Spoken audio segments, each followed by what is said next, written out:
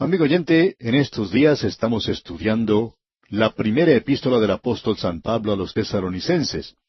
Y el tema principal de este libro es el rapto de la iglesia.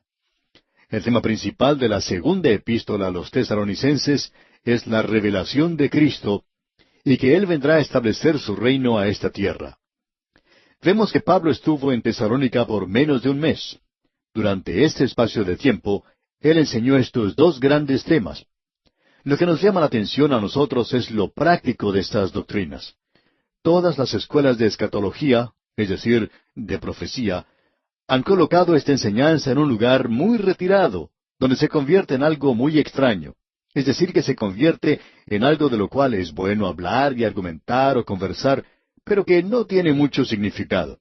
Es como si fuera algo que no se puede utilizar en nuestras vidas diarias. Bueno, Pablo está demostrando aquí que sí, que tiene mucho que ver con nuestras vidas diarias. En el capítulo 3, el tema que presenta es la venida de Cristo es una esperanza purificadora. Esto cambiará su vida. Esto tendrá mucho que ver en su estilo de vida si usted cree en el rapto de la iglesia, es decir, la inminente venida de Cristo a llevar a los suyos. Eso afectará a su vida. Y si no tiene ninguna influencia en su vida, amigo oyente, entonces usted en realidad no cree en eso. Es nada más que una teoría o solamente una filosofía para usted. Ese es el corazón mismo de la epístola. Este tema lo encontramos comenzando aquí en el capítulo 3 y continúa hasta el versículo 12 del capítulo 4. El verdadero centro de esta epístola es que la venida de Cristo por su iglesia es una esperanza purificadora.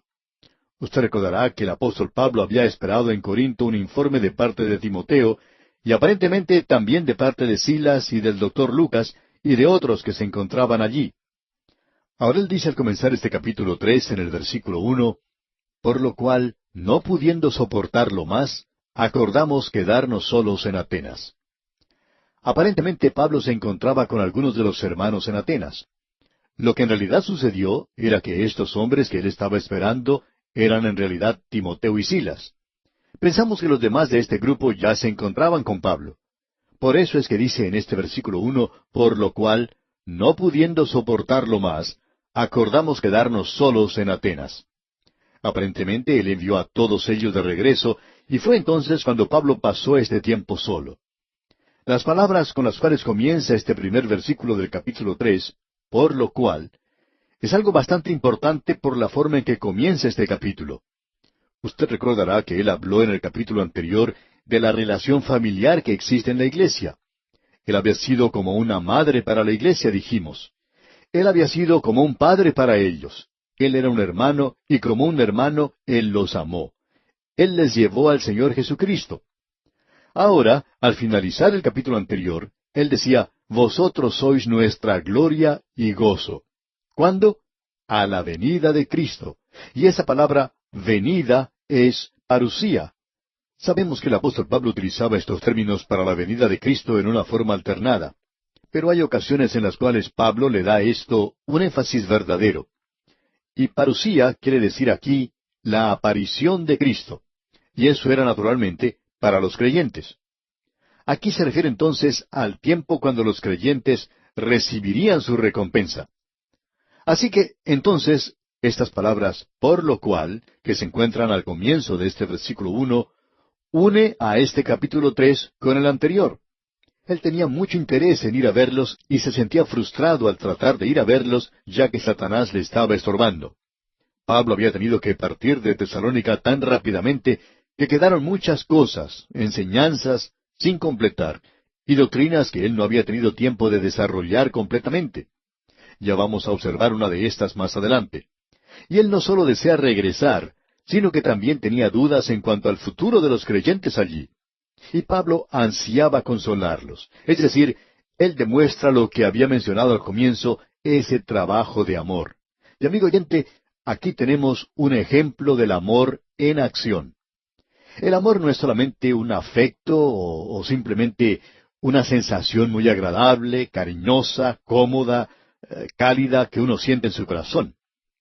El amor busca el bienestar de otra persona. Esa es la forma en que usted expresa su amor por los demás. Usted busca su bienestar y en realidad uno hasta pone en peligro su propia vida por esa otra persona si uno en realidad la ama. Y Pablo dice en el versículo 2, y enviamos a Timoteo, nuestro hermano.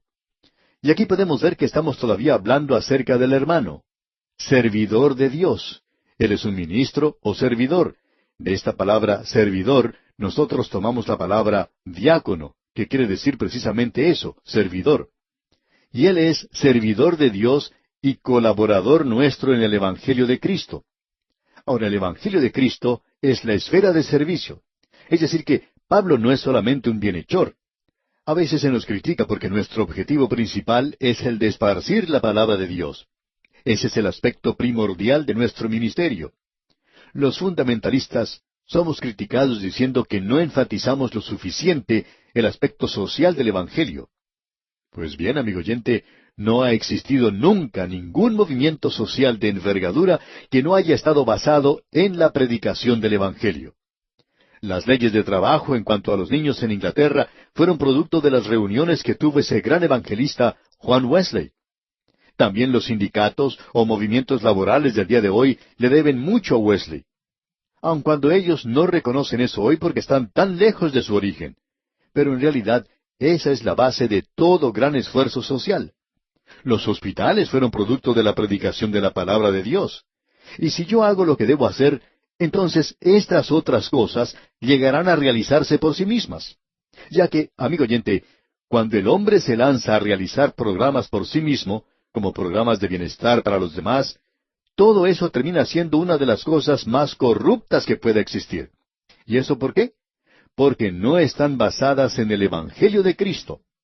Amigo oyente, esa es la esfera de servicio, y nunca hemos visto a un bienhechor que haga el bien. Nos podemos preguntar, ¿qué están haciendo de bueno los liberales? No hacen otra cosa sino promover y animar la inmoralidad y la lujuria. Ellos no han podido elevar a la humanidad, no han podido hacer que los jóvenes abandonen las drogas. Amigo oyente, nosotros predicamos el Evangelio de Cristo. Esa es nuestra esfera de servicio. Y Pablo dice aquí que Timoteo era un servidor y esa era la esfera de su servicio. Y amigo oyente, cuando uno hace eso, entonces como resultado natural habrá muchas cosas buenas que ocurrirán. ¿Y qué podemos decir de los así llamados bienhechores? La única crítica que oímos en cuanto a ellos es que nunca hacen bien. Y si hicieran el bien, entonces sería algo maravilloso, si estuvieran en realidad ayudando a la gente en el presente, dándoles una mano para levantarles. Pero eso no está ocurriendo. Quizá estemos mirando en la dirección equivocada, no lo sabemos.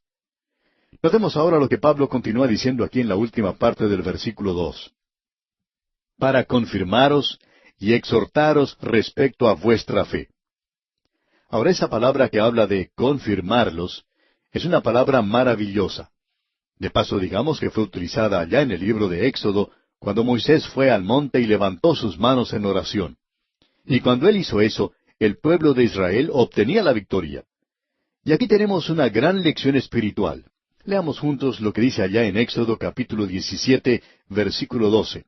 Búscalo conmigo, por favor. Éxodo capítulo 17, versículo 12.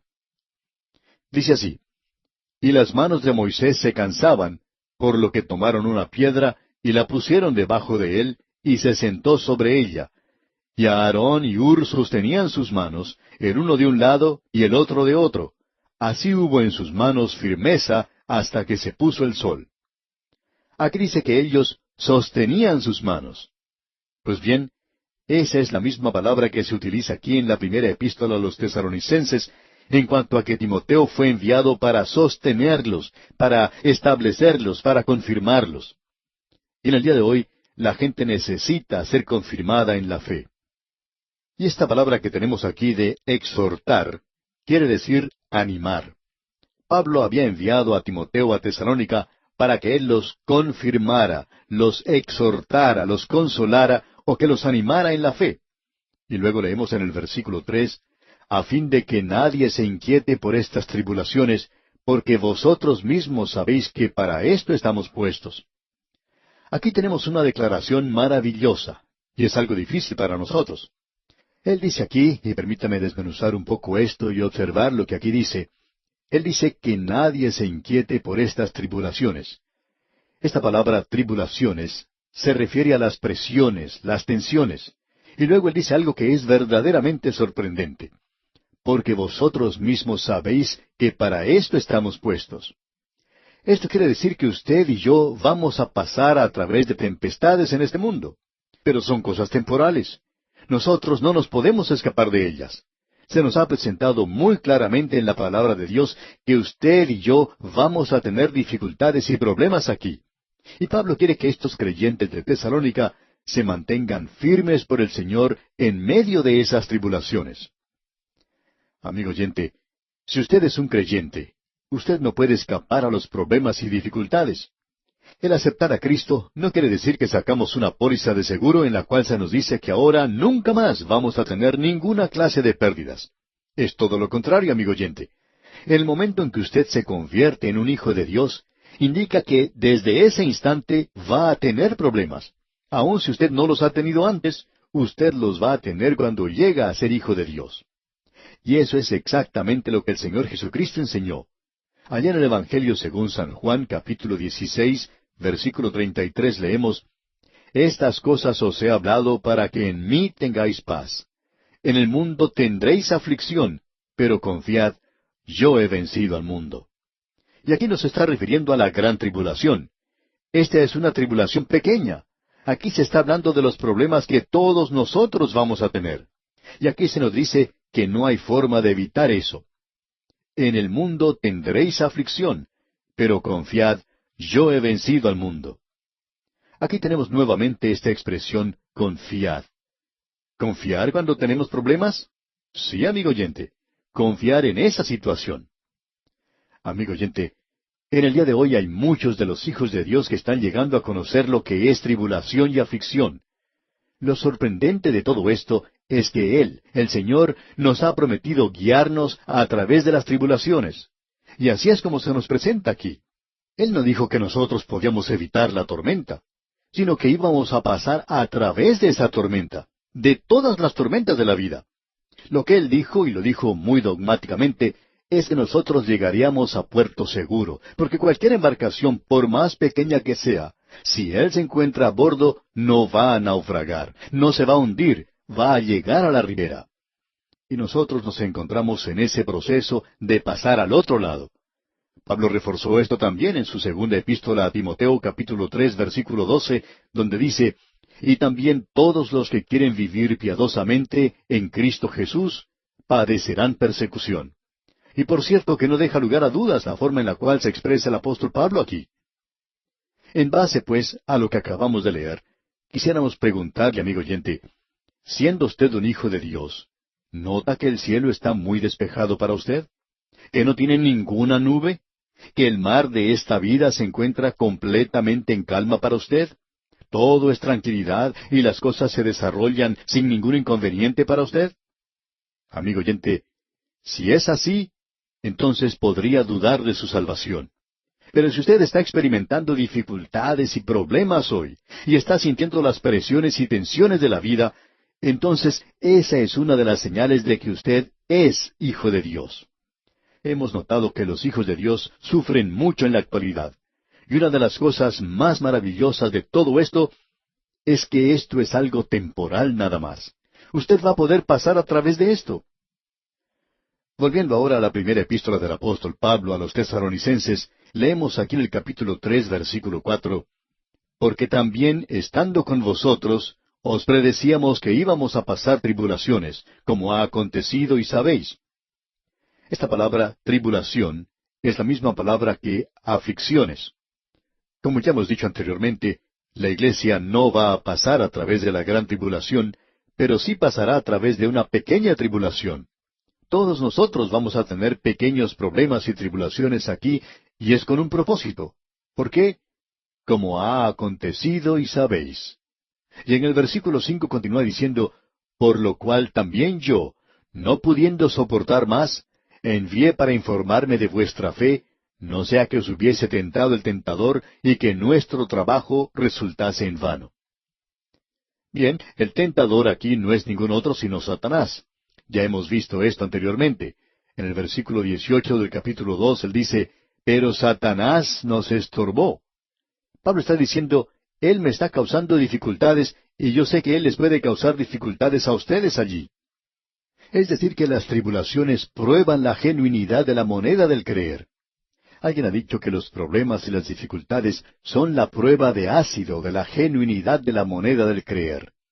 Amigo oyente, hay muchas monedas falsas y también hay muchos creyentes falsos hoy. Lo que revelará la genuinidad de su fe es el ver si usted puede o no puede soportar la tribulación. Las dificultades revelan la genuinidad del creyente, y esta es la ocasión de su regocijo. Luego Pablo dice en el versículo 6, pero cuando Timoteo volvió de vosotros a nosotros, y nos dio buenas noticias de vuestra fe y amor, y que siempre nos recordáis con cariño, deseando vernos, como también nosotros a vosotros. Amigo oyente, esto es algo realmente maravilloso, ya que Pablo recibió un informe de ellos, y era un buen informe. Ellos estaban teniendo dificultades, y ahora Pablo les dice que él está teniendo dificultades. Y en los versículos 7 y 8 leemos, por ello, hermanos, en medio de toda nuestra necesidad y aflicción, fuimos consolados de vosotros por medio de vuestra fe, porque ahora vivimos si vosotros estáis firmes en el Señor. Esta expresión que él usa, ahora vivimos, quiere decir que como creyentes nosotros disfrutamos de la vida. Y ese sí aquí quiere decir ya que. Y quizá deberíamos leerlo de esa manera, ya que vosotros estáis firmes en el Señor. Aún en las dificultades usted puede disfrutarlo. Y eso no es algo fácil de hacer, amigo oyente. Pero como usted bien sabe, el apóstol Pedro dijo allá en su primera epístola, capítulo 4, versículos 12 y 13, amados, no os sorprendáis del fuego de prueba que os ha sobrevenido, como si alguna cosa extraña os aconteciese, sino gozaos por cuanto sois participantes de los padecimientos de Cristo, para que también en la revelación de su gloria os gocéis con gran alegría. Amigo oyente, usted no puede perder siendo creyente. Aun si tiene dificultades y problemas, esto va a resultar para su propio bien. Usted puede estar siempre seguro de eso. Amigo oyente, esto es algo realmente maravilloso. Y ahora él dice en el versículo 9 de la primera epístola a los Tesalonicenses, capítulo 3, por lo cual, ¿qué acción de gracias podremos dar a Dios por vosotros, por todo el gozo con que nos gozamos a causa de vosotros delante de nuestro Dios? El gozo está relacionado con la vida, y la tristeza está relacionada con la muerte. La tristeza aumenta la capacidad del corazón para el gozo. Y de eso es de lo que Pablo nos está hablando aquí. Queremos que ustedes se regocijen. El ser un creyente, amigo oyente, es algo maravilloso. Luego en el versículo 10 Pablo dice, orando de noche y de día con gran insistencia, para que veamos vuestro rostro y completemos lo que falte a vuestra fe. Es decir, que su tarea en Tesalónica fue interrumpida abruptamente. Él fue expulsado de la ciudad. Y Pablo dice, me gustaría regresar y continuar con mi ministerio de enseñanza allí. Y Pablo quería enseñar la palabra de Dios. Él quería predicar la palabra de Dios. Y para mí hoy, ese es el pensamiento que más consuelo da a mi corazón. Yo quiero esparcir la palabra de Dios y siento cierta hermandad con este hermano aquí. Lo importante, amigo oyente, es el esparcir la palabra de Dios. No es el mantener este programa de radio a través de la Biblia en el aire, sino que es el predicar la palabra de Dios. Eso es lo que es importante. Y si yo dejo de hacer eso, amigo oyente, espero que el Señor me tome y me saque del aire. Ahora, en el versículo 11 de este capítulo 3 de la primera epístola a los Tesalonicenses, dice Pablo, mas el mismo Dios y Padre nuestro, y nuestro Señor Jesucristo, dirija nuestro camino a vosotros. Pablo oraba constantemente para poder ir a estar con ellos. Y luego dice en los versículos 12 y 13, y el Señor os haga crecer y abundar en amor unos para con otros, y para con todos, como también lo hacemos nosotros para con vosotros, para que sean afirmados vuestros corazones, irreprensibles en santidad delante de Dios nuestro Padre, en la venida de nuestro Señor Jesucristo con todos sus santos. ¡Qué cosa más maravillosa la que tenemos aquí! Usted puede apreciar que el amor no es solamente un afecto. Busca el bienestar de otra persona. El amor no es un fin en sí mismo, sino que busca el desarrollar un carácter de santidad. Y aquí tenemos una declaración que ya hemos dado anteriormente. Si a usted se le hiciera un juicio en los tribunales por ser creyente, ¿habría la suficiente evidencia como para condenarle? Porque nosotros vamos a aparecer ante Él, y Él va a juzgar nuestras obras. Permítanos mencionar algo más. Quizá esto le parezca algo terrible, pero lo mencionaremos de todos modos. Él va a juzgar nuestro carácter como creyentes. Esto es para ver si recibimos la recompensa o no la recibimos. Y amigo creyente, ¿qué clase de vida está viviendo usted hoy? Eso es lo importante. Y aquí nos detenemos por hoy. En la continuación de este estudio retornaremos en nuestro próximo programa. Mientras tanto, le sugerimos leer el capítulo 4 de esta primera epístola a los Tesalonicenses para estar así mejor preparado para nuestro próximo estudio. En el día de hoy, amigo oyente, regresamos a nuestro estudio de esta primera epístola del apóstol Pablo a los Tesalonicenses. En nuestro programa anterior avanzamos un poco rápidamente en la conclusión del capítulo 3. Leímos el versículo 13 y eso lo hicimos, realmente demasiado rápido, así es que creemos que sería bueno leer nuevamente este último versículo del capítulo 3, el versículo 13. Allí dice, para que sean afirmados vuestros corazones, irreprensibles en santidad delante de Dios nuestro Padre, en la venida de nuestro Señor Jesucristo con todos sus santos. Aquí parecería indicar, y creemos que con esto están de acuerdo la mayoría de los eruditos, que los santos van a venir con Cristo cuando Él regrese a la tierra para establecer su reino. Ahora, si usted no está de acuerdo con esto, pues no vamos a entrar a discutir esto hoy. Pero creemos que la mayoría de nosotros está de acuerdo con esto. Esto parecería indicar que Él no recompensa a los suyos hasta esa oportunidad, cuando Él venga a la tierra para establecer su reino. Y muchos de nosotros creemos que tenemos que estar ante el tribunal de Cristo antes de este acontecimiento. Es decir, que cuando Él arrebate a la iglesia de este mundo, el mundo entra al período de la gran tribulación. Luego, Él regresa al final del período de la gran tribulación. Así es que nos preguntamos, naturalmente, ¿cuándo es que nos va a presentar irreprensibles en santidad delante de Dios nuestro Padre? ¿Ocurre esto cuando Él arrebata a la iglesia? ¿O ocurrirá cuando Él venga a la tierra a establecer su reino? Y eso depende de la expresión que tenemos aquí, en la venida de nuestro Señor Jesucristo con todos sus santos. Esta palabra venida es una palabra muy interesante. A veces es traducida por una palabra griega, otras veces es traducida por una segunda palabra griega, y aún otras veces por una tercera palabra griega. Una de las palabras que se utiliza es epifanea. De allí es de donde nosotros sacamos la palabra epifanía. En realidad, amigo oyente, la primera venida de Cristo fue una epifanía. Se nos dice allá en la epístola a Tito, capítulo 2, versículo 11, porque la gracia de Dios se ha manifestado para salvación a todos los hombres. Allí también tenemos esta palabra. Cuando Él vino por primera vez, fue una manifestación visible. Y eso es lo que en realidad esta palabra quiere decir. Indica una aparición y una manifestación visible del Señor. Y Él vino en persona hace más de 2000 años como un niño que nació en Belén. Y esa fue una epifanía, su presencia al venir Él a este mundo. De paso, digamos que esta es una gran palabra, y que se puede utilizar para indicar la primera venida del Señor Jesucristo. O también se puede utilizar para su segunda venida, cuando Él arrebate a su iglesia de este mundo, o cuando venga para establecer su reino. Porque todas ellas, estas tres, serán manifestaciones visibles, apariciones o la presencia del Señor Jesucristo. Ahora, la segunda palabra que se utiliza es apocalipsis. Esa es la misma palabra que se usa para el libro de Apocalipsis, revelación. Esa es la palabra en griego, apocalipsis, y significa descubrimiento. De modo que, cuando Él vino hace más de 2000 años, uno no podía llamar a eso un descubrimiento en el sentido de demostrar o quitar el velo, porque su gloria estaba velada para la carne humana.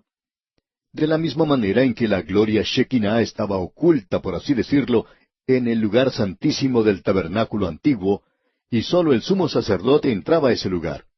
Y cuando el Señor Jesucristo estuvo aquí anteriormente, su gloria no fue demostrada totalmente. Él se presentó en carne humana, pero cuando Él venga nuevamente, entonces se manifestará visiblemente. Así es que esta palabra se utiliza para su segunda venida. La tercera palabra que se utiliza representando esto aquí es parusía, y eso significa sencillamente presencia. Esa es una palabra que es formada del verbo ser, es decir, usea, y para, que quiere decir estar presente. En realidad, esa es la mejor palabra para indicar estar presente. Y se traduce generalmente para referirse a la venida de Cristo, y así es como es traducida aquí. Indica una presencia. Y eso es todo lo que significa.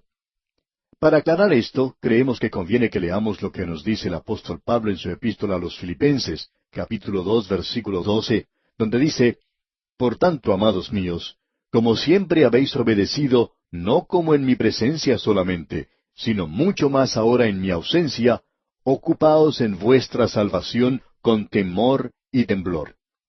Y aquí tenemos esta palabra nuevamente.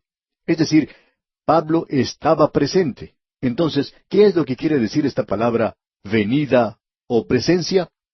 Bueno, cuando alguien viene, siempre se dice o se hace referencia a su presencia. Por ejemplo, cuando se presenta a una persona que va a dar un discurso, se dice que uno está contento por su presencia en ese lugar. Pues bien, nosotros vamos a estar presentes con el Señor en el mismo instante en que seamos tomados para encontrarnos con Él en el aire. Él nos va a llevar a nuestro hogar en la gloria, al lugar que Él ha preparado para nosotros. Y esta palabra venida aquí no se refiere necesaria o específicamente a la venida de Cristo con sus santos a la tierra, sino a la venida al cielo, cuando ellos estarán en la presencia del Padre. Creemos que hay este mismo pensamiento en el capítulo 2 de la primera epístola a los Tesalonicenses que estamos estudiando, en el versículo 19, donde Pablo dice, Porque ¿cuál es nuestra esperanza, o gozo, o corona de que me gloríe? ¿No lo sois vosotros delante de nuestro Señor Jesucristo en su venida? Literalmente tenemos aquí, delante de nuestro Señor Jesucristo en su presencia. Aquí podemos apreciar ese significado en particular, y quiere decir que nosotros vamos a estar en su presencia en esa época en particular, y no se refiere específicamente a su venida. Él ya ha tomado, ya ha arrebatado a su iglesia de este mundo, y ya nos encontramos en su presencia. Creemos que esto debería aclararse completamente porque hay personas que han hecho demasiado de esto mencionado aquí, sin llegar a reconocer el significado de esta palabra en particular que se usa aquí. Bien, siguiendo adelante, pasemos ahora al capítulo 4, y leamos lo que dice el primer versículo de este capítulo 4 de la primera epístola a los Tesalonicenses. Por lo demás, hermanos, os rogamos y exhortamos en el Señor Jesús, que de la manera que aprendisteis de nosotros cómo os conviene conduciros y agradar a Dios, así abundéis más y más. Lo interesante aquí es que tenemos indicaciones de cómo debe conducirse el creyente en esta tierra, y eso a la luz de la venida de Cristo. En esta época se hace énfasis en la forma de conducirnos. Encontramos esta palabra en el primer versículo y también en el versículo 12, donde dice, a fin de que os conduzcáis honradamente para con los de afuera, y no tengáis necesidad de nada. Así es que podemos poner un paréntesis alrededor de este pasaje de cómo los creyentes deben andar. Bueno, se menciona aquí cómo deben andar, o sea, cómo debemos conducirnos. Y podemos apreciar aquí que este es un aspecto práctico. Hay muchas personas a las cuales les gusta meditar y hablar del ser arrebatados para encontrarse con el Señor en las nubes. Pero mientras tanto, amigo oyente, sus pies están aquí abajo sobre esta tierra, y usted tiene que andar y caminar. Usted tiene que andar de una forma en que complazca a Dios. Y esto es lo que Pablo le está diciendo ahora a los creyentes de Tesalónica. Y ahora él les va a presentar algunos mandamientos. Estos son mandamientos nuevos. El Señor Jesucristo también dio mandamientos. Permítanos decir esto con precaución. Los 10 mandamientos no tienen nada que ver con la salvación del pecador. Los 10 mandamientos no son una norma o una pauta para la conducta cristiana. El propósito de los 10 mandamientos hoy es que son un pedagogo que lo toma a usted y me toma a mí de la mano como un niño y nos lleva a la cruz y nos dice, bien jovencito, usted necesita un Salvador. Y los 10 mandamientos también son como un espejo, y ese espejo le permite verse a sí mismo como lo que es, un pecador. Los 10 mandamientos no han sido dados para salvarle, amigo oyente.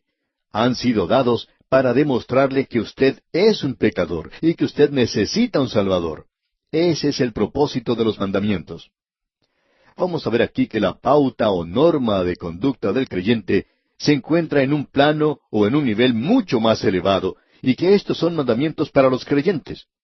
Veremos en el capítulo 5 de esta misma primera epístola a los Tesalonicenses que hay 22 mandamientos dados para los creyentes. Ahora aquí tenemos algo muy interesante que debemos notar. Fíjese usted. El hombre no pudo cumplir con los 10 mandamientos. Y la Biblia deja eso bien en claro, ¿no es así? Que nosotros no pudimos cumplir con ellos.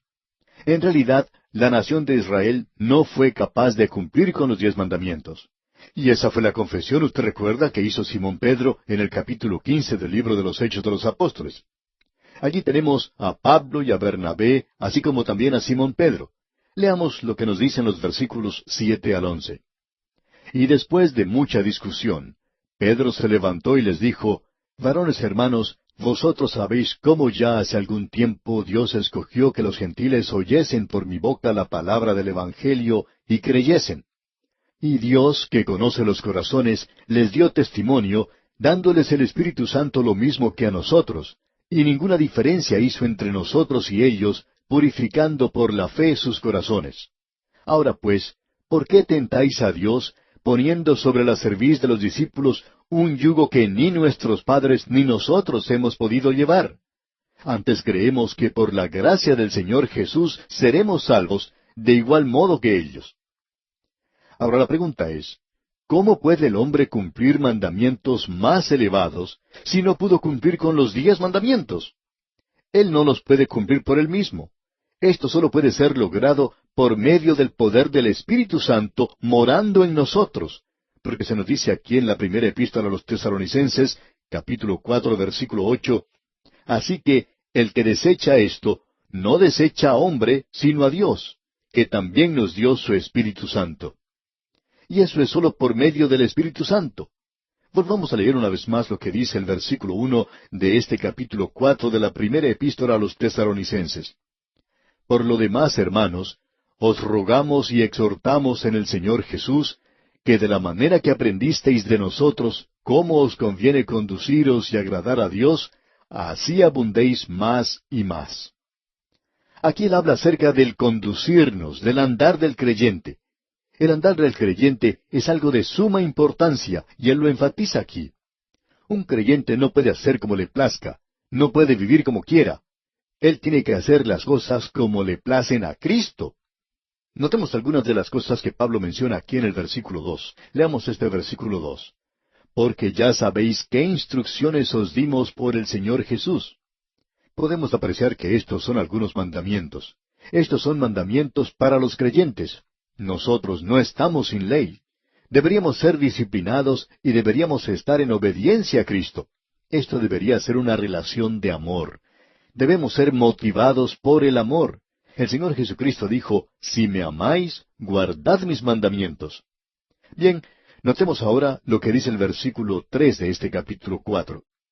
Pues la voluntad de Dios es vuestra santificación, que os apartéis de fornicación. Esta palabra santificación que encontramos aquí es algo maravilloso, pero tememos que haya sido muy mal entendida.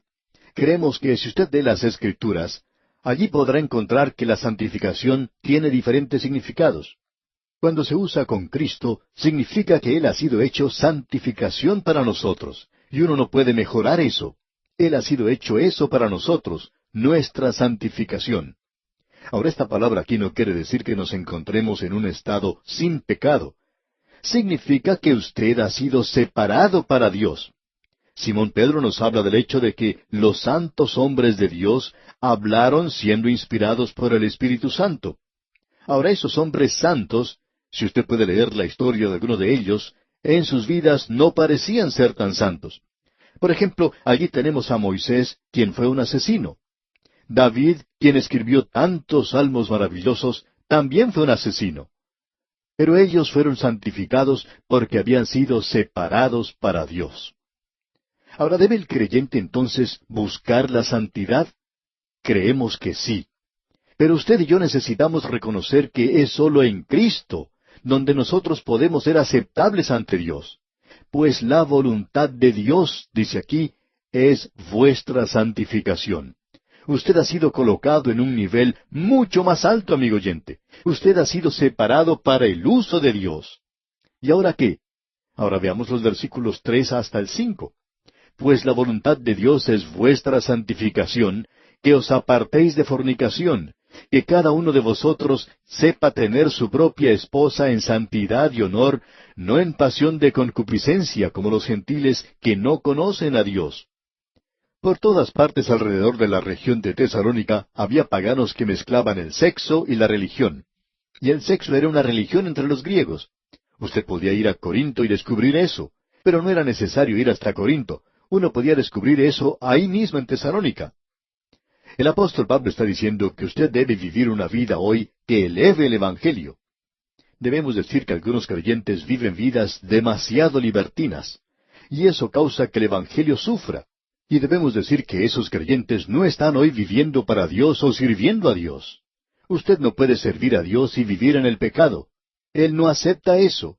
Él dice eso y lo aclara muy bien aquí. Él dice que uno no debe vivir de esa manera. Y en la primera parte del versículo 6 dice, que ninguno agravie ni engañe en nada a su hermano. Y uno tiene que ser honrado si va a ser un hijo de Dios. Y en la segunda parte del versículo 6 dice, porque el Señor es vengador de todo esto, como ya os hemos dicho y testificado. Y nosotros hemos vivido por mucho tiempo como creyentes y trabajado entre los creyentes para observar esto en la vida de muchos de los creyentes hoy. Hemos podido ver que algunos creyentes han sido deshonestos. Y amigo oyente, el Señor es vengador. Él actúa y los juzga. Hemos visto esto una y otra vez. Luego en el versículo 7 dice el apóstol Pablo, pues no nos ha llamado Dios a inmundicia, sino a santificación. El Hijo de Dios no puede continuar en el pecado. Amigo oyente, el Hijo pródigo quizá puede entrar a la pocilga del cerdo, pero él no se va a quedar allí. Él no puede vivir allí. Y luego se nos dice en el versículo 8, así que el que desecha esto, no desecha a hombre, sino a Dios, que también nos dio su Espíritu Santo. En el Hijo de Dios mora el Espíritu Santo, y Él no puede vivir de esa manera porque el Espíritu Santo es un Espíritu Santo. El día llegará cuando el Hijo de Dios deseará vivir por Dios y deseará la santidad en su vida. Y esto es algo que necesita ser enfatizado hoy. Vamos a tener que dejar nuestro estudio en esta porción, ya que estamos entrando en una sección maravillosa del capítulo 4, la cual nos habla de la venida del Señor Jesucristo y del rapto de la iglesia. Todo esto pertenece junto.